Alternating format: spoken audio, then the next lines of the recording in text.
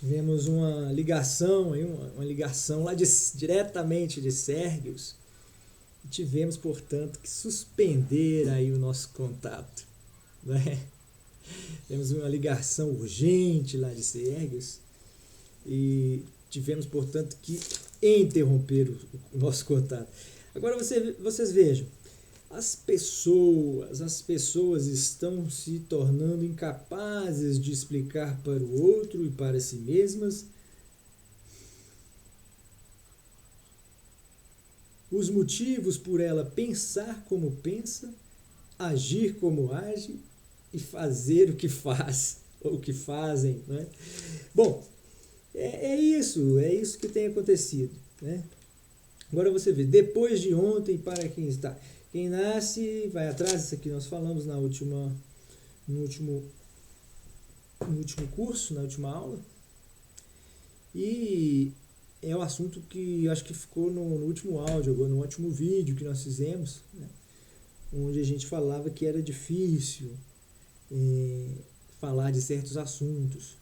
Porque, por exemplo, você veja um rapaz aí da direita do Brasil falou outro dia que inclusive, né, atribuindo uma série de coisas ao Lula e ao PT, disse que ele talvez tivesse sido culpado, né, ele ou o PT, ou essa ideia de esquerda no mundo, né, essa doutrina, quer dizer, essa massa de seres humanos que representam essa doutrina aí, né, de uma forma ou de outra, quer dizer, ele disse que todo esse pessoal foi culpado, né, pelo Brasil ter se dividido tanto, né, e se mencionando, ressaltando que o pior das divisões tivesse sido a vida entre os filhos e os pais. Quer dizer, eu não sei, aí fez a conotação moral, né? Agora, esse pensamento não pode ficar dessa maneira aí, crua que está. Leva a interpretações erradas, né? É complicado. Agora você veja bem, como é que a gente trata de um assunto desse, né? E essas questões aí, essas perversidades, né, por assim dizer, sem querer aqui mencionar Freud, ou quem quer que tenha criado aí o conceito de perverso, né?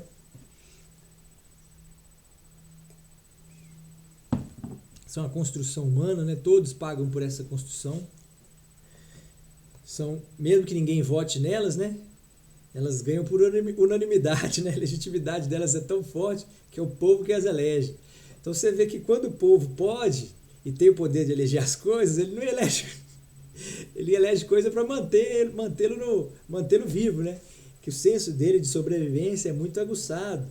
Ele é como aquele ser lá que caiu na nave do Star Trek, aquele ser antigo, né? Desde os primeiros Star Trek. Mas ele é daquele país lá, de um outro país, ele é rosa, tem uma cara assim de espaguete lá, de massinha de amassar. Ele é igual o Majin Buu. Aí o que acontece?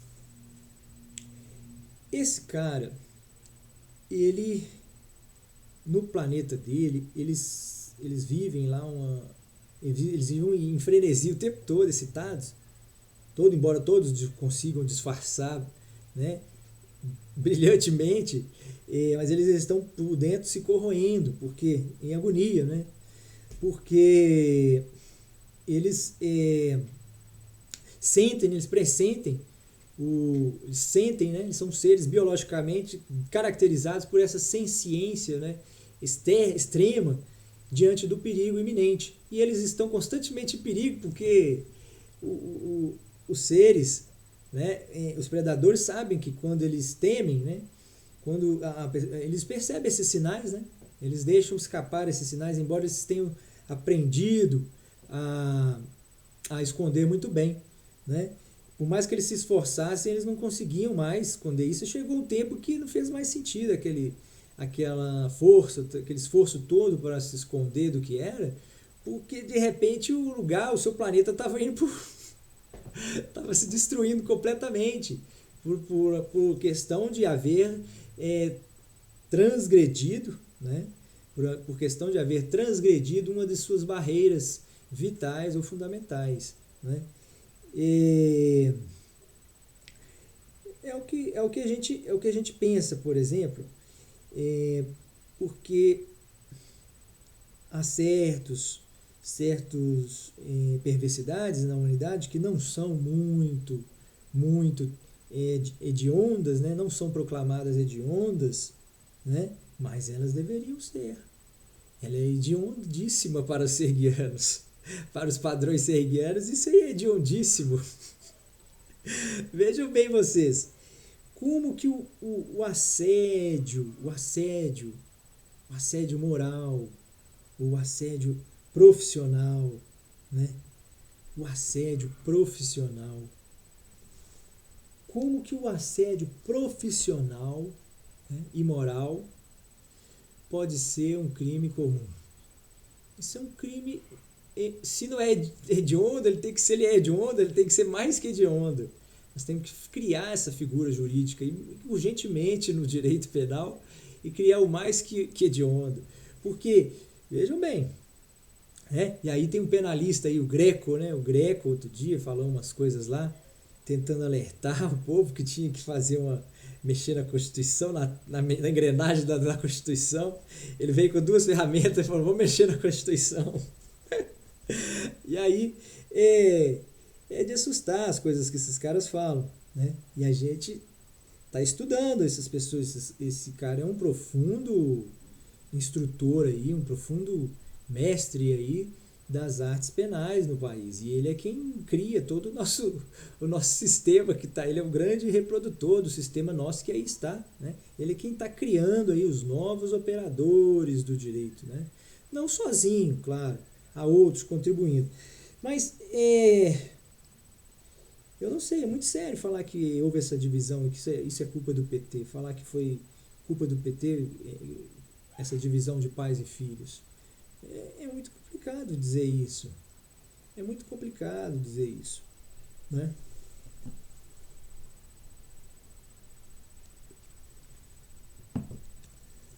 É muito complicado dizer isso sem você acabar provocando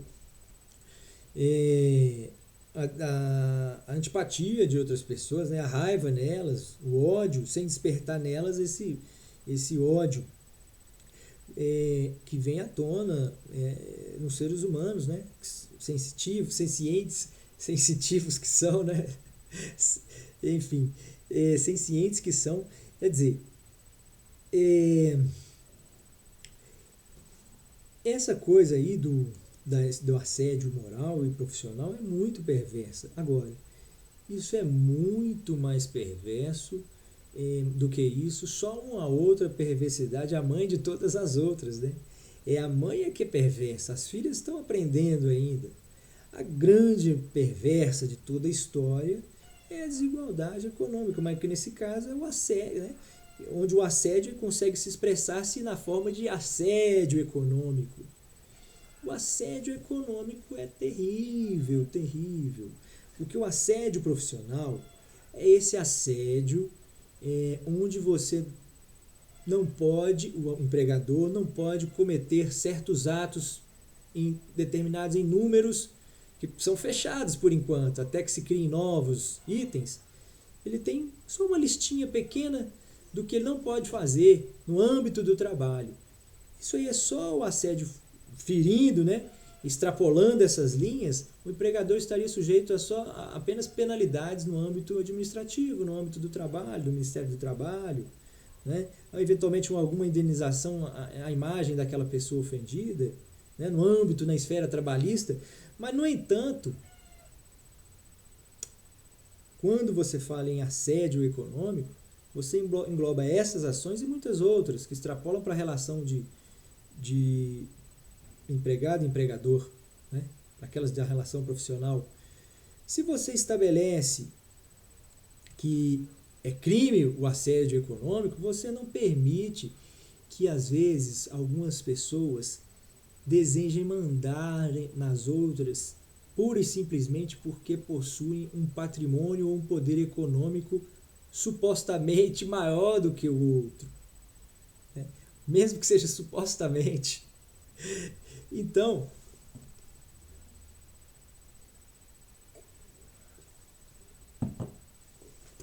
É esse que deve ser tornado crime, né, criminalizado. Esse fato, esse fato típico, que tem que ter se tornado típico, né? E combinado para ele uma pena abstrata, talvez semelhante à da própria aplicada na pena, aos casos de homicídio, né? Bom, é, é muito sério isso, né? Isso é muito sério, porque isso aí é o que traz o mal no mundo, indispõe o mundo e faz exatamente no ponto em que as pessoas mais sentem, que é no ponto de serem ouvidas, né? De serem consideradas, né? De serem escutadas. Né? Então você vê que o mundo clama, né? As pessoas clamam por essa capacidade, esse poder, né? O exercício de falar e de ser escutada, né? Porque a verdade é que as pessoas elas se frustram pelo fato, né? A mãe de todas as frustrações só pode ser essa, né? É a mãe que nós citamos anteriormente, né? A mãe da desigualdade econômica. Ela que cria todos os outros preconceitos, que são, na verdade, supostos preconceitos, né? Porque não importa a cor da sua pele, não importa o país onde você nasceu, a nação em que você nasceu, não importa se você é deficiente físico, se você é plenamente capaz de exercer todos os atos físicos da vida, exercer os fatos jurídicos, os intelectuais, se você é uma pessoa autônoma, né, você pode votar. Né? É a mesma coisa dizer que você pode votar. Isso te dá uma capacidade de ser ouvida, de ser escutada. Agora, quando a pessoa não faz parte desse grupo, ela não se sente representada, ela não se sente ouvida, né? E é quando ela não tem poder econômico, né? Ela não tem poder econômico. Se ela tem o poder econômico, ela pode ter todos esses defeitos, supostos defeitos, né? Pode ser feia, pode ter uma saúde não muito boa, pode ter uma inteligência não muito perspicaz, pode não ter uma cor de pele tão aceita ou tão desejável, né?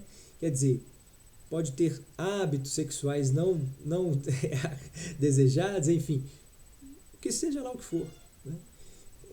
Se essa pessoa tem dinheiro, tem poder econômico, ela é respeitada de qualquer maneira. Ela é respeitada mesmo com os seus supostos defeitos. Ela é amada, desejada, respeitada, né?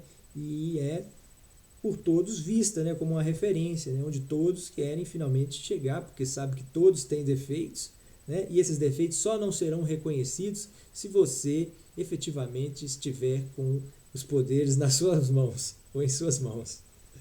Né? Então é por isso que a gente fica pensando aí que pode estar vindo coisa por aí, né?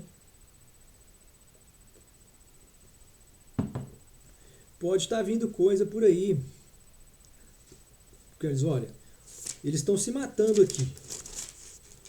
Estão se matando. E o planeta não vai aguentar.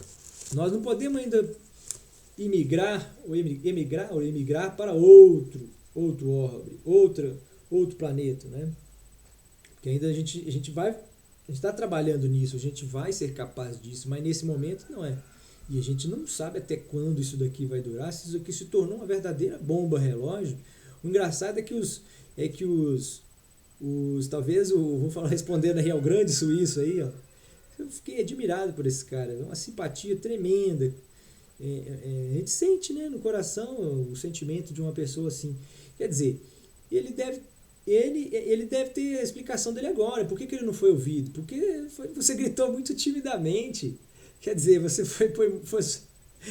foi muito pouco direto e objetivo. Quer dizer, você já tinha que gritar, era socorro, sair do laboratório gritando socorro, socorro. Mas você foi muito educado para você dar essa notícia. Agora, ou você foi muito educado, ou não é tão urgente assim, ainda tem tempo, ainda há tempo. né? Eu acho que na verdade é um pouco dos dois, né, o grande suíço, que tá lamentando aí, ele está triste, profundamente triste, porque ele aprendeu quando ele era criancinha, ele estudou, né, no colégio lá com os amiguinhos suíços dele, ele, todos os alunos lá, todo coleguinha sabia qual era o ponto mais alto da Suécia, né, porque a Suécia é um lugar maravilhoso de montanhas e colinas, eu não sei tecnicamente o nome daquilo, mas é uma região alta, evidentemente, com neve, com gelo, não é? Com uma paisagem, portanto, espetacular, né? E os caras andam naquelas geleiras, elas não são inabitadas ou inutilizadas, elas não ficam ali só de enfeite. Os caras vão lá, escalam aqueles picos lá, e aí ele está triste porque agora ele não vai poder mais dizer que aquele ponto lá era o ponto mais alto da Suécia, porque está havendo uma transformação lá em função do descongelamento desse gelo, né? Desse gelo. Então, fazendo com que isso afetasse a altura, né? Diretamente na altura desses lugares, né? Agora, vocês vejam bem,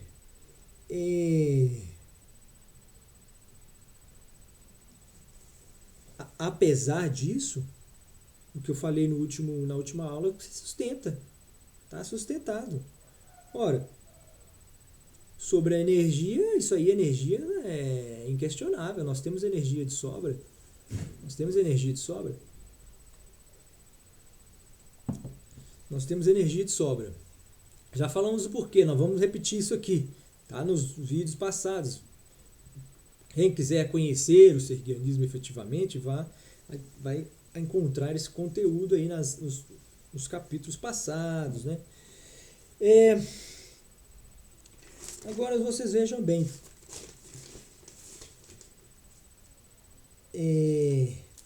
essas perversidades aí que a gente ainda não conseguiu ainda iniciar, né?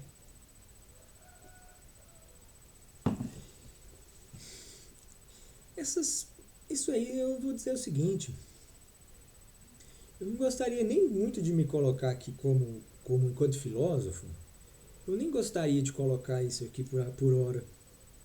Eu não quero nem falar, porque eu não sinto a vontade, eu não tenho uma opinião formada nisso daqui, né?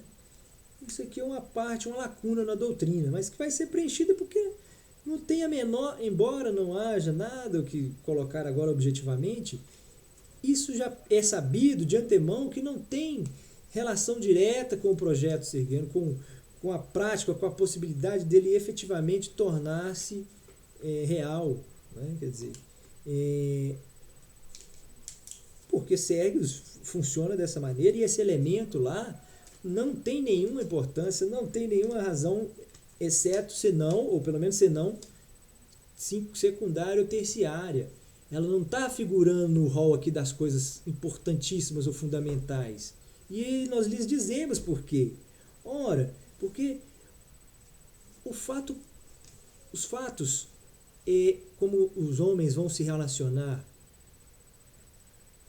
desde que eles preservem as vidas uns dos outros, as vidas uns dos outros, desde que eles preservem as vidas uns dos outros, e desde que haja harmonia no mundo, desde que haja um funcionamento belo, suave, permanente, constante, né, natural, né, e que gere efetivamente nas pessoas não necessariamente a felicidade, mas a satisfação de viver. Quando você tem isso, então você não precisa pensar nesse outro ponto imediatamente, porque você vê que uma coisa não é condição da outra. Não é na realização sexual que está a felicidade ou a satisfação humana. Não é nisso daí. Isso aí a humanidade são regras, são reflexos da própria biologia que vai se adaptar à medida com que o homem for adaptando a sua forma de reproduzir-se, né? Agora, há pessoas que excedem esse sentimento, que excedem, né? Mas essa não é a maioria. não é a maioria da população mundial. Isso aí é uma espécie de característica notada em uma parcela pequena da humanidade. Né? Essa vocação é pequena, é algo da fisiologia, né? Um impulso, uma espécie de vício da fisiologia humana, mas que é extremamente possível de ser controlado, né? E é caracterizado como algo atípico. Né? Porque, de regra, as pessoas contêm-se em casa e contêm-se em padrões. Né? Elas contêm-se em padrões. É o povo, olha a massa do povo. O povo está contido, o povo está contido, o povo está permanentemente contido. Né? Historicamente, ele é sempre uma classe sempre, invariavelmente, controlável. Né? Controlável. Quer dizer, agora, quando você começa a estabelecer essas mudanças, você institui, por exemplo, o assédio econômico, aí você começa efetivamente a lidar com o objeto fundamental, de primeira grandeza. Esse sim é político, merece ter a atenção primordial. Se você implementa isso daí, você começa a notar coisas que você não notava antes. A perceber que há uma série de relações praticadas hoje pelos homens que é feita puramente a partir da necessidade não de atender aquelas exigências iniciais, né, que supostamente eram a razão, mas para atender o interesse econômico. Quer dizer, então a gente começa a falar que a gente se relaciona por isso ou por aquilo, né? Porque a gente gosta do outro, porque a gente tem fé numa religião, ou porque a gente tem convicção na comunidade, ou no padre, ou no nosso amigo, ou no nosso filho, ou no nosso irmão. E na verdade você se relaciona, no final das contas, sempre por dinheiro. Quer dizer, é o que nós temos visto, é como a explicação se circunda, né? Isso é uma circunnavegação. A gente faz um trabalho pedagógico de circunnavegação. Quer dizer, a gente roda, perpassa todo o conhecimento, né, com uma lamparina, né, mostrando todas as suas faces. Esperando, né, a esperança de que seja visto, né, que algo seja visto, algo nesse universo microscópico seja visto.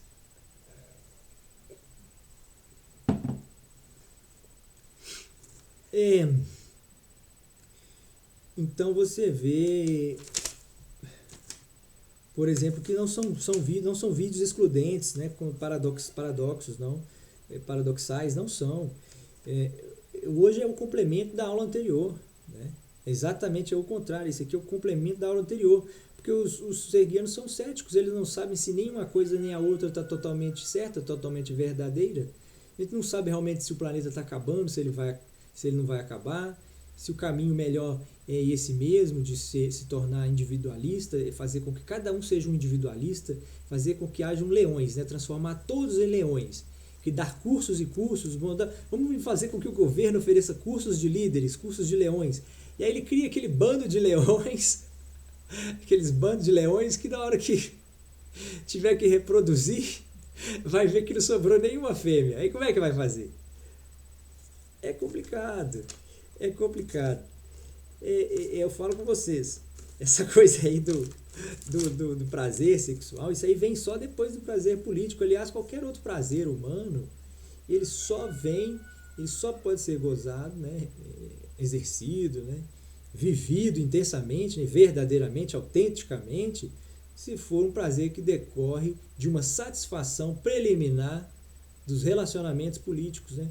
Quer dizer, se você já tem que começar a sua relação sabendo que você está ali só por uma questão de um contrato que te liga a uma importância econômica, quer dizer, e você, no entanto, releva aquilo ali e age como se fosse natural, porque o contrato é assim, as pessoas geralmente cumprem ele dessa maneira mesmo, a vida é assim, quer dizer, você não é nada mais do que...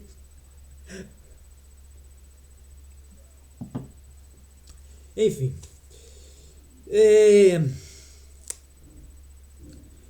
Então, Basta fazer isso aí, Rogério Greco. Levanta essa bandeira aí, cara, meu amigo. Faça alguma coisa útil para o país.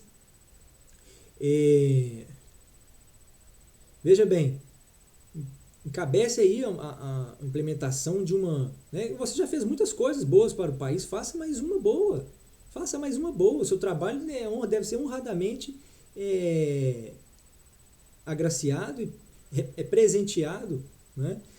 O seu trabalho é um trabalho primordial. Pessoas como você que fazem esse país ainda manter um diálogo, manter a razão, manter nem que seja um resquício de racionalidade, né? Nem que seja esse resquício, né? Vocês aí lutam para preservar, né? Então, eu acho que uma campanha para implementar o assédio econômico é isso. O assédio econômico seria isso daí. Toda relação teria um aumento de pena aí por ter existido em função disso, né? Quer dizer, todo mundo vai se enquadrar nisso aí inicialmente, né? Mas com o tempo, né? Foi mesmo da mesma forma, quando estavam matando era porque estavam matando muito, que o Hammurabi falou que daqui pra frente quem matar vai morrer. Que aí o cara falou, eu vou... Aí o cara começou a pensar melhor, né? Agora, se você não coloca regras assim absurdas, você continua cometendo um absurdo o tempo todo. Ai. Agora, não, é isso daí. Nós estamos com 26, nós fizemos uma aula já de um vídeo de 10.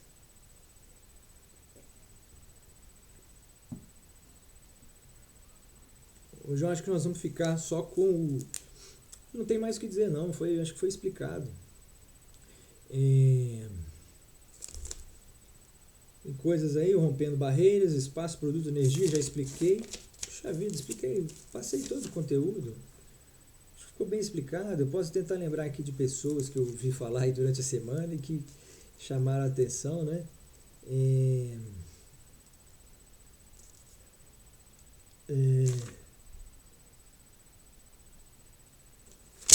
Mas é isso. A aula de hoje foi mais sucinta, né? Queria ter deixado bem claro isso daí, porque isso é muito sério, né? Pessoal, mas houve uma contradição aí na teoria sergiana, porque você disse que havia uma abundância, mas no outro dia a gente recebe a notícia de que acorda com um alarme aqui dizendo que o risco é iminente, o risco de uma rachadura e de uma solapação, um colapso, né? Das estruturas da nossa sociedade, né? Vindo a solapar, né? Existe isso daí? Solapar a nossa humanidade, né? Quer dizer, então é isso daí. A gente não sabe de fato o que está acontecendo. Não sabe, né? Parece muito plausível.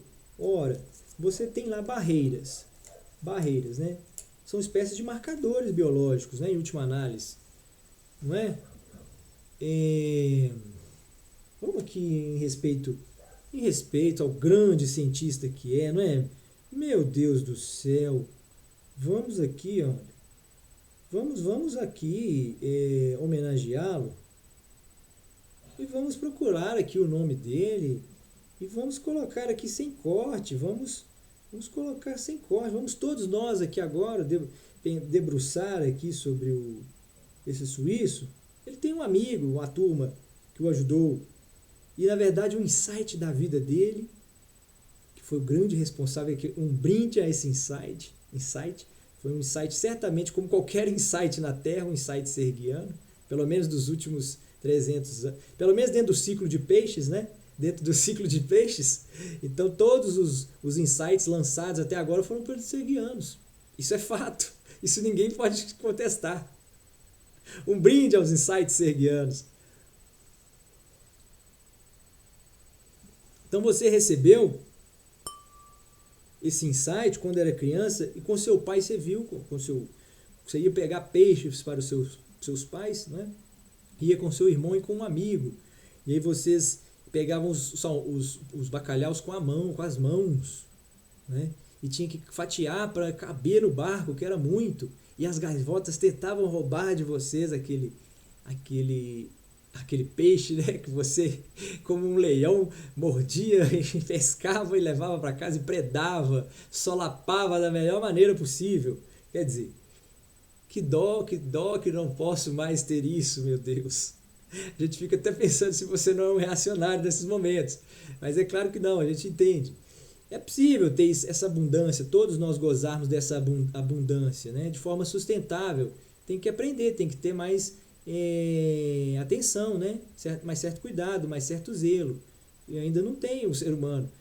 E então, né, que não tinha, certamente, esse suíço, porque se ele soubesse, quando ele fosse criança, se ele soubesse que num prazo de 30 anos o mundo poderia sofrer tudo que sofreu, que ele está dizendo que sofreu, e ele teria lá naquele momento já concebido tudo que ele fez até agora. Quer dizer, através de não através da ciência, mas através de... Ele ia dizer no mínimo que foi uma estrela que pousou na frente dele e mandou ele passar aquela mensagem, ó, socorro, o mundo está... Olha, parece muito verdadeira essas afirmações, vocês é quem vão lá checar esse prenúncio aí, esse alarme soado, e vem a responsabilidade do gongo, de soar esse gongo aí, vocês é quem cobre lá do grande, não é? Do grande suíço, vamos pôr aqui, derrubando barreiras, suíço derrubando barreiras, vai sair aqui alguma coisa,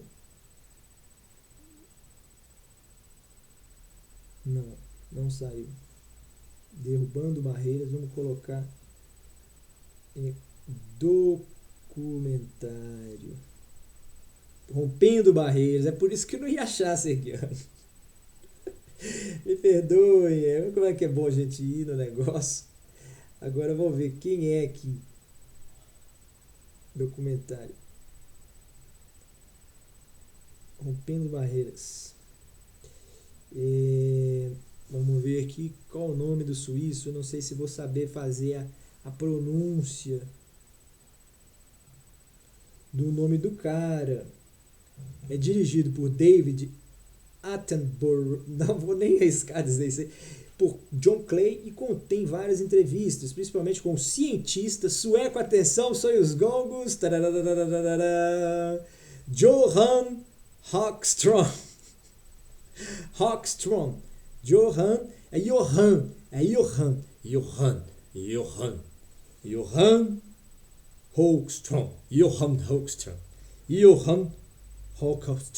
Johan Hawkström. Josef Johan. Vejam bem, professor de ciência ambiental do Centro de Resiliência de Estocolmo. O cara está estudando há muito tempo. Ele está pesquisando, está fazendo contagens, levantando números, dados, jogando isso em computador poderosíssimos, avaliando, contabilizando, mensurando, quantificando, se esforçando, pagando um preço incrível por isso. Quer dizer, um preço que ele paga com prazer, que ele dedicou a sua vida, o exercício dele constante é de alertar, de descobrir o funcionamento do mundo, podendo ajudar o mundo a identificar aí, por exemplo, certas perversidades que vem cometendo, né? Não sexuais, mas perversidades políticas, ou seja, aquelas que são praticadas nas relações, né? Aquelas que estão ali nos motivos das relações, né? São os motivos das relações que são onde está residindo a verdadeira política dos homens, né? No sentido, no motivo das razões, né? Motivos das razões. Agora, as pessoas já não respeitam, né? Já não tem respeito. É o que nós estamos falando aí pela questão do respeito pelo outro, não necessariamente do amor pelo outro. Agora, Parece tudo muito verdadeiro aquilo ali, porque ele analisa, por exemplo, vamos ver se eu me recordo de algum daqueles 9 marcadores. Aqueles talvez fiquem conhecidos no futuro como marcadores, macro marcadores, né? Porque depois vão ser descobertos outros, né? Eles são os principais. Quando você percebe, por exemplo, que você está destruindo a diversidade, né? E se nós falamos que há um coral há corais, há centenas, dezenas de milhares de corais, né? No mar do Caribe, e há muitíssimo mais no mar lá no Oceano Pacífico, né? Onde você tem as Filipinas, a Indonésia, a Malásia.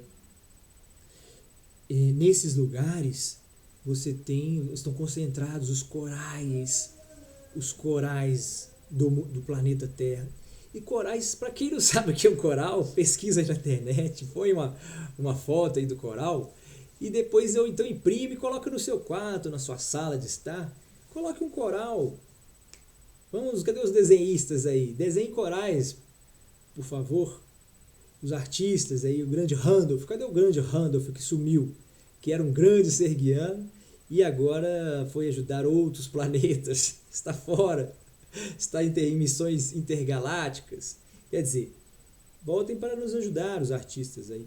Pintem corais, porque os corais são belíssimos e as pessoas têm que ver através das suas telas as belezas do mundo.